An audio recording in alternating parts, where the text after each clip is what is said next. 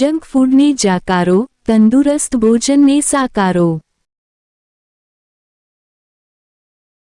નિબંધ વિષય જંક ફૂડને જાકારો।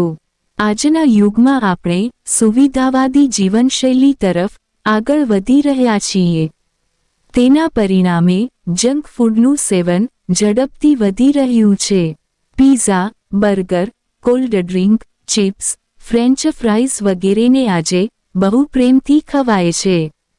પરંતુ શું આપણે ક્યારેય વિચાર્યું છે કે આવા ખોરાકનો આપણા શરીર પર કેવો પ્રભાવ પડે છે? જંક ફૂડનો મહત્તમ ઉપયોગ દૂષિત તત્વોથી બનેલો હોય છે।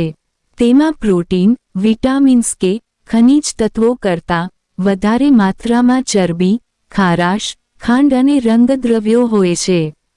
આવા ખોરાક તાત્કાલિક સ્વાદિષ્ટ લાગે છે, પણ લાંબા ગાળે તેનું સેવન નાની ઉંમરે જમાવટ, ડાયાબિટીસ, હાર્ટ રોગો અને પાચન તંત્રના રોગોને આમંત્રણ આપે છે।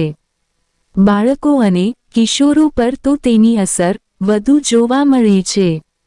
ખાસ કરીને જ્યારે તેઓ નિયમિત રીતે જંક ફૂડ ખાવા લાગે ત્યારે તેમની ઉર્જાની ઘટ, ભણવામાં ઉદાસીનતા અને ચીડિયાપણું પણ દેખાઈ શકે છે।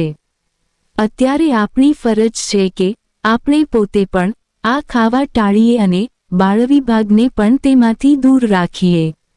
અમે એટલે કે આપણે આપણા ઘરમાંથી જ શુદ્ધ, પૌષ્ટિક અને ઘરમાં બનેલા ખોરાકને મહત્વ આપીશું તો જ આપણે સ્વસ્થ સમાજની રચના કરી શકીશું।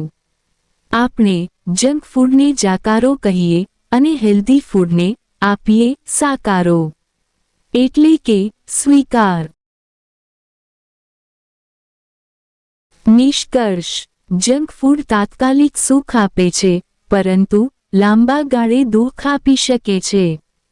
તેથી આવું ખોરાક ટાળવું અને પૌષ્ટિક આહાર અપનાવવો, જે આજની સૌથી મહત્વની જરૂરિયાત છે। આવો આપણે સૌ મળીને ઉદ્ઘોષ કરીએ, જંક ફૂડને જાકારો, પૌષ્ટિક આહારને સહકારો।